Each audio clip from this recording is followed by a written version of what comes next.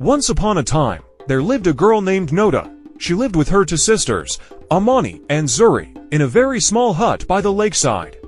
Noda was a very calm and intelligent girl who loved her family deeply.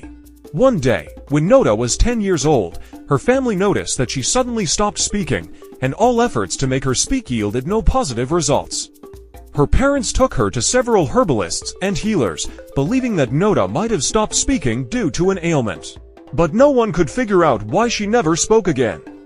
Several years passed, and Noda's family had become accustomed to her silence.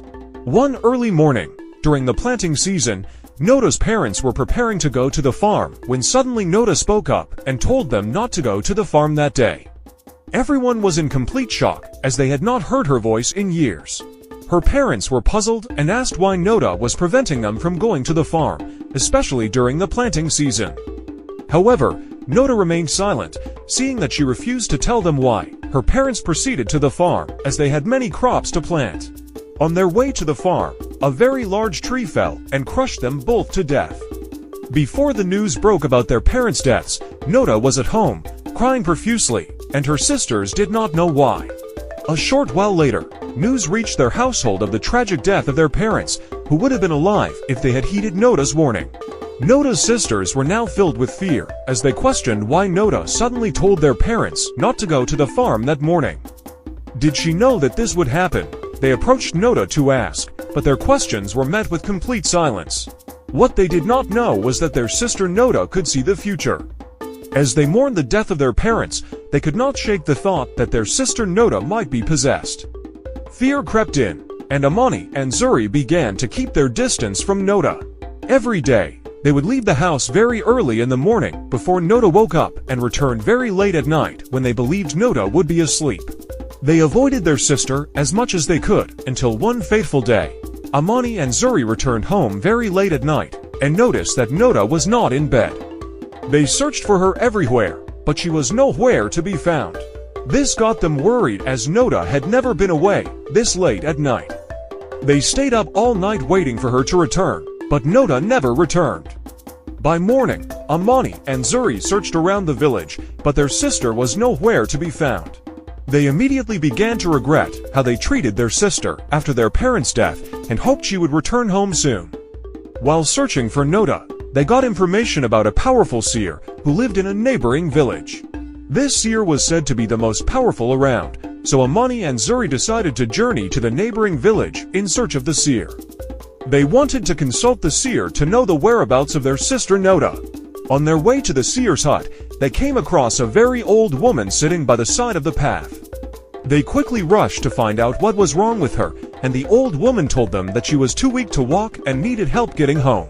Seeing that it was almost dark, Amani and Zuri decided to assist the old woman to her hut, which was a long distance from where they met her.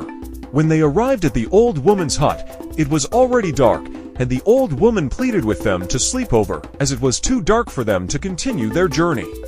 The sisters agreed and stayed over at the old woman's hut that night. By morning, Amani and Zuri bid the old woman farewell and continued their journey to meet the powerful seer.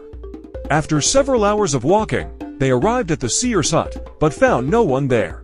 They called out to see if anyone was around and heard a sound coming from the back of the hut. They walked towards the back to check if anyone was there when they caught sight of their sister, who was tied up in a small hut behind the seer's home. They were in so much shock as they hurriedly untied their sister and began to run with her. They ran far away from the seer's hut and decided not to go back home, as they believed the seer would come looking for them there. Amani then suggested that they go to the old woman's hut instead, as it would be safer for them there. When they arrived at the old woman's hut, the old woman looked at them and smiled. "I have been waiting for you," she said as she walked with them slowly into her hut. All this while, Noda had still not said a word. The old woman then looked at Noda and told her that she had a very rare power that she needed to protect, especially as the evil seer was hellbent on taking the power from her.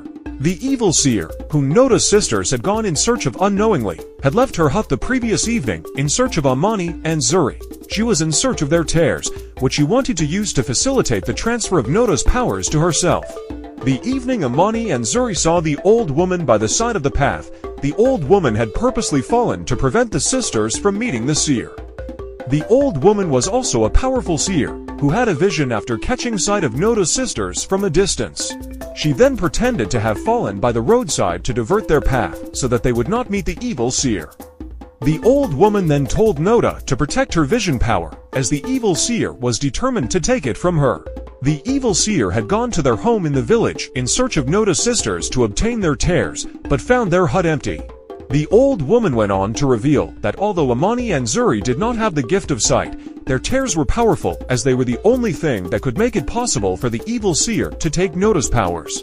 The old woman then said that the only way Noda could stop this from happening was if she took her sister's tears and rubbed them on her eyes.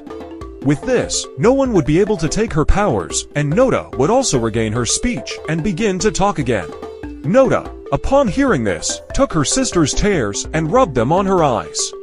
Immediately, she began to talk, and her vision power was now locked in her eyes, making it impossible for anyone to take her power. Her sisters were astonished, as they never knew that their tears were powerful. They were so grateful to the old woman and thanked her for guiding and saving them. Knowing that no one would be able to take Noda's powers now, the sisters set out on their journey back to their village. On their way, they caught sight of the evil seer, who was shocked to see Noda free with her sisters. She immediately blew a powder into their faces, and they all began to cry profusely. She quickly took their tears and rubbed them on her eyes. Immediately, everything went dark for the seer, and she began to shout in pain as her eyes hurt. She could no longer see. When Noda and her sisters noticed this, they ran away from her and did not stop running until they reached their village. The powerful seer was now blind, having lost not only her sight, but also her seeing powers. This happened because seers are unable to see things about themselves, as well as other seers. This was why the evil seer was unable to see that Noda had sealed her eyes before she attempted to steal her power. That was how Noda and her sisters survived the evil seer, who remained blind all her life without her seeing powers. Noda also began to speak and soon learned how to control her vision power. Her sisters later apologized to her for how badly they treated her when their parents died, and Noda forgave her sisters, as she loved them too much not to forgive them. The lesson to be learned from this story is that, if it does not belong to you, do not take it. Often, we lose what we have because we are in constant pursuit of that which belongs to others. I hope you enjoyed the story.